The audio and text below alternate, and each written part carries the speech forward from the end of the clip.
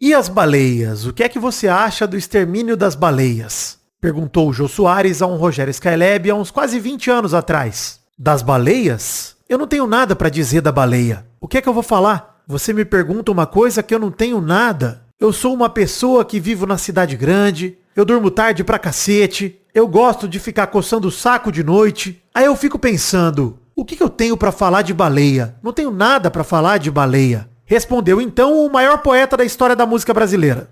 Em meio a gargalhadas da plateia e do próprio apresentador, Skylab complementa com aspas necessárias. Agora, só fazendo um adendo. Eu acho interessantíssimo que pessoas cuidem da baleia. Agora, não eu, né? Seria uma maldade até. O vídeo desse trecho que eu acabei de citar é algo que vai além de, obviamente, me fazer rir. A verdade é que eu sempre me identifiquei um pouco com o Skylab nesse aspecto. Vou dar um exemplo. Quer me ver sofrer? Me bota pra fazer trilha e dormir no mato. A ideia de acampar ao ar livre simplesmente me apavora. Não me leva a mal, eu sou fã de viajar. E eu até gosto de natureza. Mas eu quero mesmo é poder voltar para um quarto de hotel, tomar banho no chuveiro quente, deitar naquele lençol grosso, com o ar-condicionado torando enquanto eu durmo assistindo a algum canal de TV aberta, que eu nem tenho o costume de assistir em casa. Eu sempre me senti conectado a ambientes urbanos e, em consequência, aos gadgets digitais. E conforme o tempo foi passando, essa conexão foi aumentando, ficando cada vez mais forte e se transformando em outra coisa, que até talvez eu deveria chamar de dependência.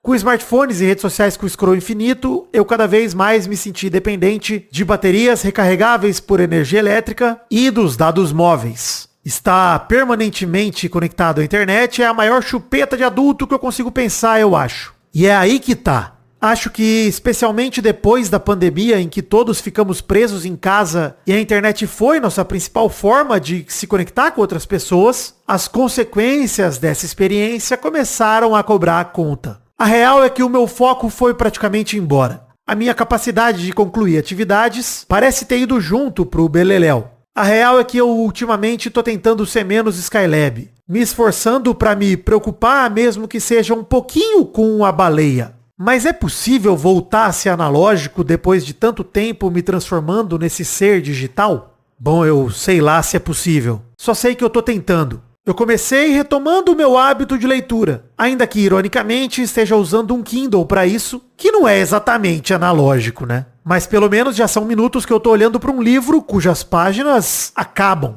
Ao contrário das traiçoeiras timelines infinitas das redes sociais, que já nos fisgam há tanto tempo. Seja bem-vindo, eu sou o Príncipe Vidani e você está dentro da minha cabeça.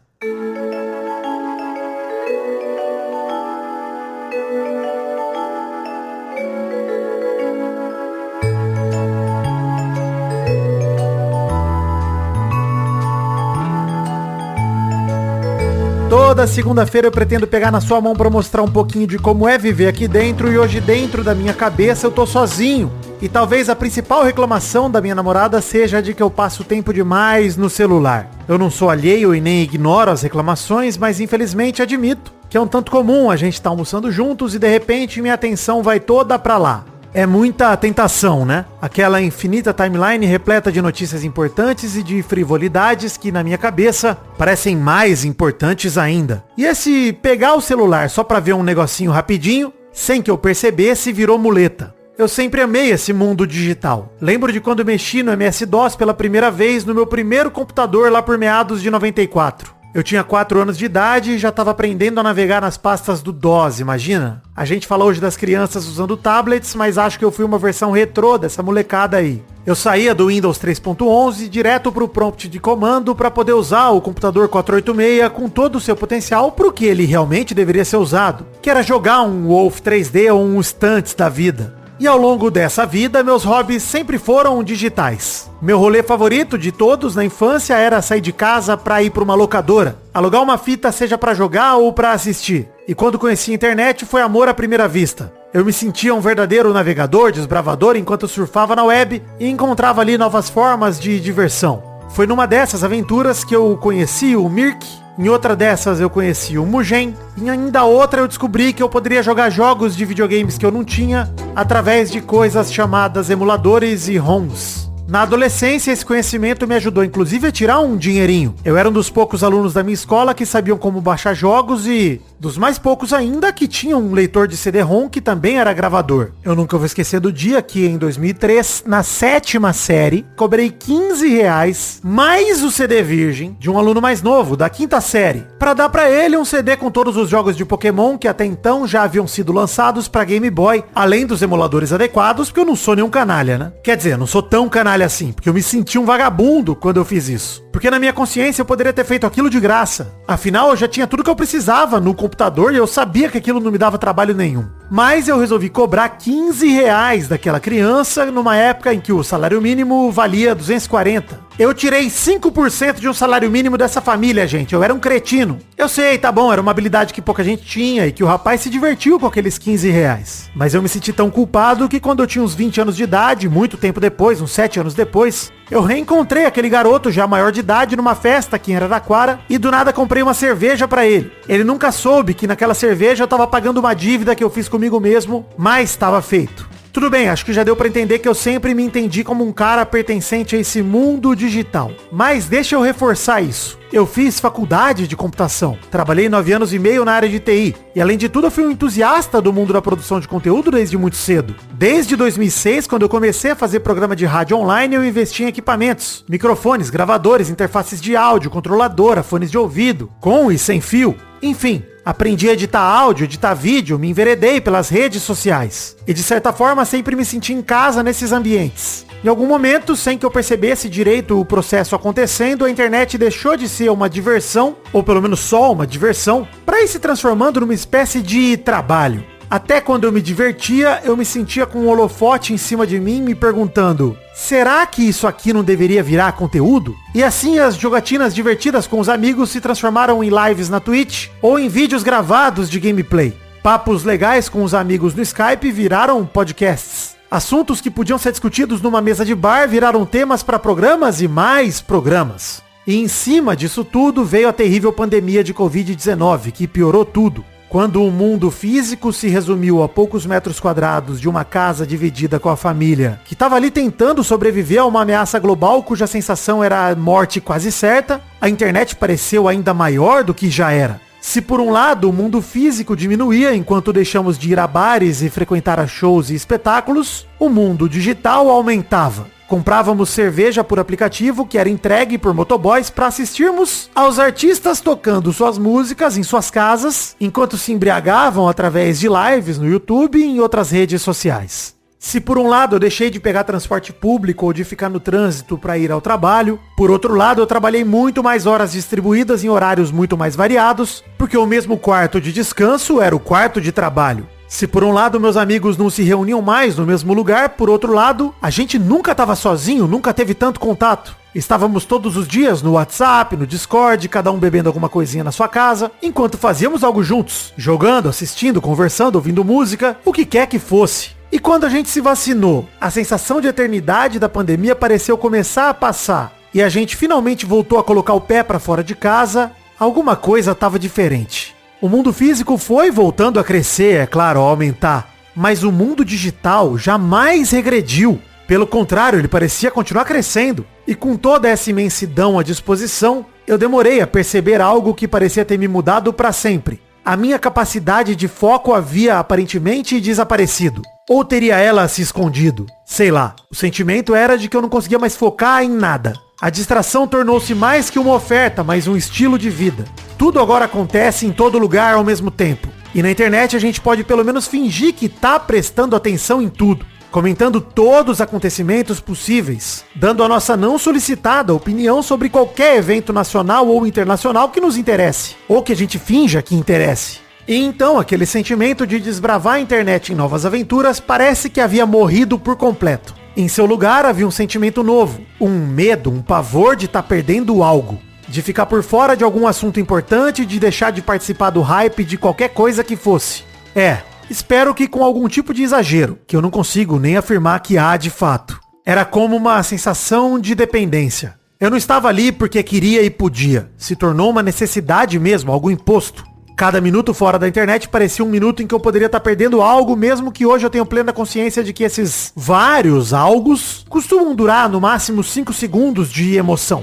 E então tomei uma decisão que começou a mudar tudo. Resolvi sair de São Paulo e me mudar de volta pra minha terra, mas sem o Gugu. Fui então morar junto com a minha namorada na terra que eu vendia CD com emulador pros colegas de escola na adolescência. Do nada, 33 anos nas costas, eu tava de volta a Araraquara. Faz pouco tempo que se completaram 2 anos desde que a gente mudou pra cá. E sei lá, eu percebi que não era só a internet que tava grande demais. A cidade de São Paulo tava grande demais também. São Paulo é uma cidade que te devora, tem tanta coisa pra fazer e no fim das contas eu me sentia culpado porque eu escolhia fazer sempre as mesmas coisas, perto de casa, vendo as mesmas pessoas. Mas esse episódio não é sobre São Paulo, né? É sobre a internet. Só que o interior te ajuda a colocar as coisas em perspectiva. O meu dia, que parecia uma metralhadora de tão rápido e frenético, passou a demorar pra acabar. Comecei a fazer as coisas a pé, numa região em que caminhar não representava perigo algum, diferente do meu bairro em São Paulo. Voltei a andar com o celular na mão na rua, coisa que eu jamais tinha coragem de fazer. Fazendo stories, filmando os passeios com o meu cachorro que levam uns 25 minutos, que mais parecem 4 horas de tempo de qualidade na escala anterior que eu tava vivendo. E depois de anos com a minha vida totalmente focada e direcionada rumo ao digital, lá estava eu, experimentando desse analógico. Claro, não é a primeira vez que eu experimento do analógico, né? Eu sou um molecote do interior. Por exemplo, Araraquara demorou a ter Uber e iFood. A cidade é conhecida pelos carrinhos de lanche, onde hamburgueiros batizam os carrinhos, como o Marcão, o Bola, o Silvinho, o Lemão, o Cascão, o Boquita e tantos outros lendários cozinheiros da arte culinária das ruas araraquarenses. Então como que a gente pedia comida? Ué, ligava lá e ia buscar. Ou melhor, passava lá de frente, pedia o lanche e perguntava quanto tempo ia demorar. Aí passava esse tempo dando voltas ou mesmo ia pra casa pra depois buscar o pedido. Era nesse tempo de espera que o seu amigo criava coragem, por exemplo, pra te dizer que ele tava passando por dificuldades no relacionamento. Era também nesse tempo que você descobria aquela banda nova que o seu pai gostava, que você nunca tinha ouvido, cujo CD tava guardado há muito tempo naquele porta-CD de tecido que parecia um fichário, que ficava bem no fundo do porta-luvas daquele Corsa. Enfim, eu sou criado nessa cidade que, apesar de não ser minúscula, um vilarejo, ainda é uma cidade do interior. O ritmo é outro e sempre foi. E ainda assim, a Araraquara pra qual eu voltei era diferente. Mais moderna, com facilidades da tecnologia, e sair pra beber nos tempos atuais não necessariamente envolve evitar as ruas mais movimentadas pra não correr o risco de ser pego no bafômetro. Mas sim, só encher o cooler de garrafa e pedir pra um motorista de aplicativo te dar uma carona. E enfim, me deparei de novo com ele, a quem nunca dei a devida atenção. Esse mundo analógico. E aqui faço então o plot twist desse episódio, ao contrário do que eu vinha induzindo vocês a acreditarem.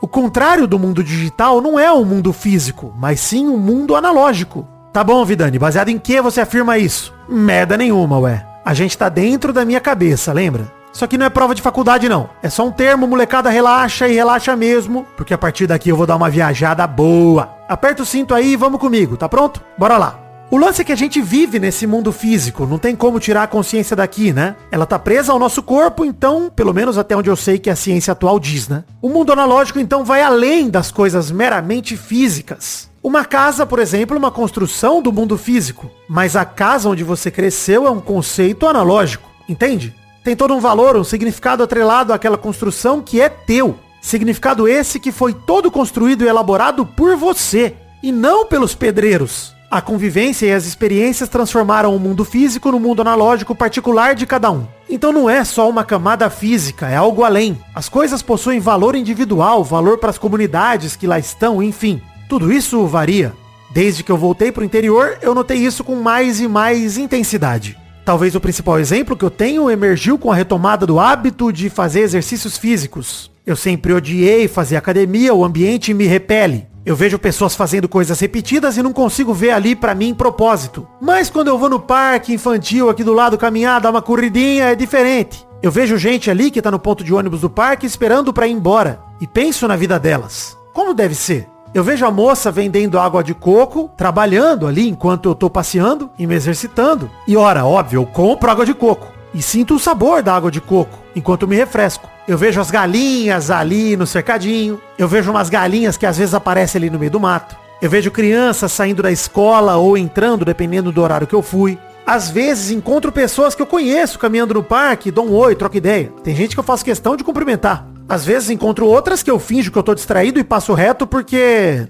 gente, eu não sou obrigado, né? E tá tudo bem também. Eu tento não ser mal educado e parecer distraído. pra não perder nem meu tempo e nem o da pessoa com uma conversa que nenhum de nós dois quer ter, a verdade, né? Quando eu ia pra academia, eu nunca desligava meus fones de ouvido. Eu tava sempre ali ouvindo meus podcasts enquanto fazia o que eu tinha que fazer. No parque tem horas que eu desligo até o cancelamento de ruído dos fones. Eu deixo o microfone ligado pra pegar todo aquele som de fora com mais clareza, amplificado. Eu quero prestar atenção na conversa dos velhinhos que estão sentados no banco do parque, enquanto eles chamam uns aos outros de velhos, pegando um no pé do outro. Ir ao parque me fez lembrar o prazer que eu tinha de jogar futebol com meu pai nos clubes por aqui. Clubes frequentados pela mesma galera há, sei lá, 40 anos, que são renovados pelos filhos e sobrinhos desses mesmos sócios. Num desses clubes, voltei a jogar futebol com meu pai ano passado. Eu deixo o meu celular querido no carro, sem nenhum remorso, e passo algumas horas só sentindo aquele cheiro de mato misturado com desodorante vencido da galera que joga na categoria que eu tenho jogado, os juniores do Sub-70. Escrevo o meu nome com giz numa lousa e espero os times que chegaram antes terminarem o primeiro jogo. Enquanto isso, os caras que estão sentados lá fora estão conversando e assistindo a partida com atenção dividida, sendo sacanas uns com os outros com a mesma qualidade, que cornetam e dão risada a todo lance patético no futebol de qualidade além da questionável apresentado no gramado.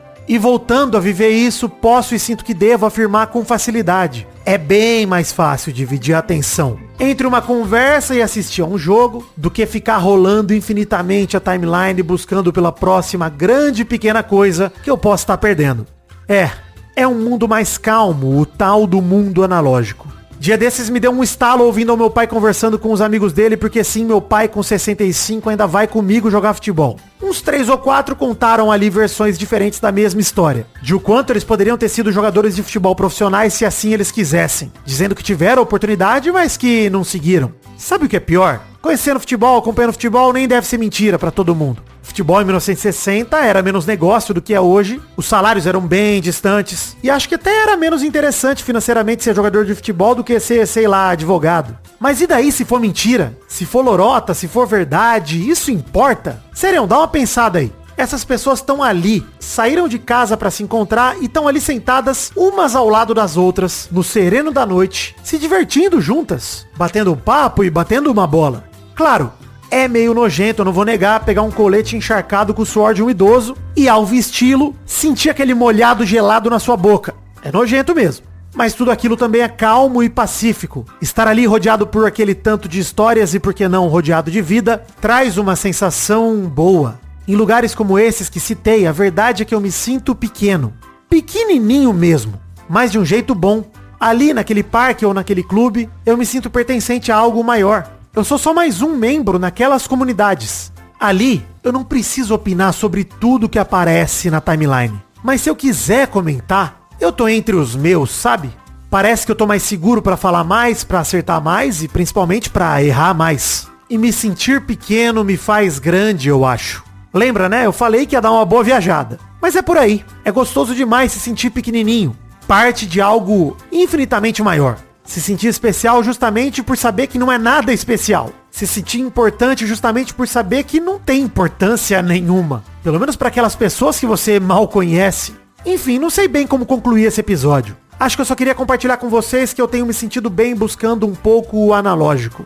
E eu agradeço demais ao Xandão, Alexandre de Moraes, por ter banido o Twitter ano passado e de forma forçada ter me feito largar ao menos aquela dependência. Eu postei outro dia em algum desses substitutos do Twitter por aí, que agora eu nem lembro qual foi, que o mais estranho de ter tido o Twitter como minha rede social favorita a maior parte da minha vida foi ter percebido, quando ele desapareceu, que ele não fazia falta nenhuma. É uma doideira isso. Eu passei anos da minha vida dedicando e focando em algo que na prática eu nem precisava. Por mais que em algum momento eu sentisse que a vida estava majoritariamente ali. Eu tô retomando meu hábito de leitura. Coisa que eu gostaria de ter feito já há alguns anos. Meu foco tava de verdade muito longe de mim. Esse ano assinei um clube do livro, com a velha tática de botar dinheiro em algo pra ver se eu me obrigo a fazer. Tudo bem, não funcionou com a academia, nenhuma das vezes que eu tentei. Mas com a leitura tem dado certo. No fim de janeiro eu já tinha terminado um livro. E sim, na primeira semana foi difícil pra caramba. Eu sentia sono e preguiça só de pegar o Kindle na mão. Mas eu me forcei. Me obriguei a contemplar o silêncio que a rotina de ler um livro traz. E, com o tempo, esse silêncio foi aumentando o volume. E foi se preenchendo com palavras que saíram do livro e entraram em minha mente como pensamentos. Esse silêncio se transformou em uma música que parecia acompanhar minha leitura num ritmo calmo, tranquilo e constante. Nada assustador, muito pelo contrário, aconchegante e acolhedor. E eu ainda passo muito tempo no celular, eu acho. A minha namorada reclamou um dia desses que a gente tava conversando e eu me distraí, peguei o celular. Cá entre nós eu vi um desses vídeos de Jesus abraçando o cachorro e dei uma risadinha. Eu não quero deixar de ser digital, tá louco? Eu fui digital a vida toda e eu amo toda essa vida também. Eu só não quero ser só isso, tá bom? Deu pra entender? Essa pergunta é pra mim mesmo, tá? Deu pra entender, Vidani? Você sabe que não, Vidani. Pera aí, agora a gente enlouqueceu aqui. Vamos voltar. Mas tudo bem, sei lá. Eu acho que a gente tá no caminho. É só seguir ouvindo o silêncio, que ele ainda vai dizer muito.